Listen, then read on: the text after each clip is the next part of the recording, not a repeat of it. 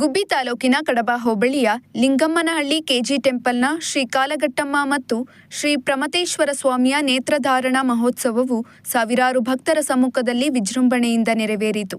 ಇಂದು ಬೆಳಗ್ಗೆಯಿಂದಲೇ ದೇವಾಲಯದಲ್ಲಿ ವಿಶೇಷ ಧಾರ್ಮಿಕ ಪೂಜಾ ವಿಧಿವಿಧಾನಗಳನ್ನು ನೆರವೇರಿಸಲಾಯಿತು. ಮಧ್ಯಾಹ್ನ 3 ಗಂಟೆಗೆ ನೇತ್ರಧಾರಣ ಮಹೋತ್ಸವವು ನೆರವೇರಿತು.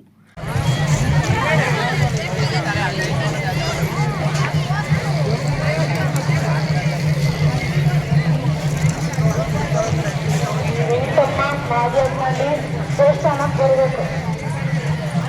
ಬೆಳ್ಳೂರು ಮೋನಿತಾ ಕಮ್ಮನಪಾಳ್ಯ ಬೇಗ ಬರ್ಬೇಕಪ್ಪ ದೇವಸ್ಥಾನ ಮುಂದಗಡೆ.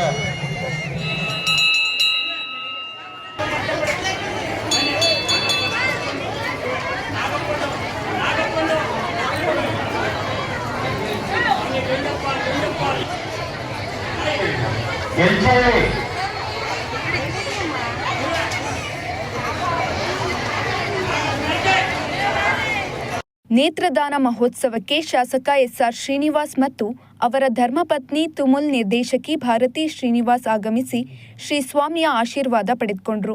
5 ವರ್ಷಗಳಿಗೊಮ್ಮೆ ನೇತ್ರಧಾರಣ ಕಾರ್ಯಕ್ರಮವು ನಡೆಯಲಿದ್ದು, ಈ ಬಾರಿ 9 ವರ್ಷಗಳ ನಂತರ ನಡೆದಿದ್ದು, ನಾನಾ ಭಾಗಗಳಿಂದ ಸಾವಿರಾರು ಭಕ್ತರು ಆಗಮಿಸಿ ದೇವರ ಕೃಪೆಗೆ ಪಾತ್ರರಾದರು. ಇನ್ನು ನೇತ್ರದಾನ ಮಹೋತ್ಸವಕ್ಕೆ ಆಗಮಿಸಿದ ಭಕ್ತಾದಿಗಳಿಗೆ ಪಾನಕ, ಫಲಹಾರ, ಮಜ್ಜಿಗೆ ವ್ಯವಸ್ಥೆ ಮಾಡಲಾಗಿತ್ತು.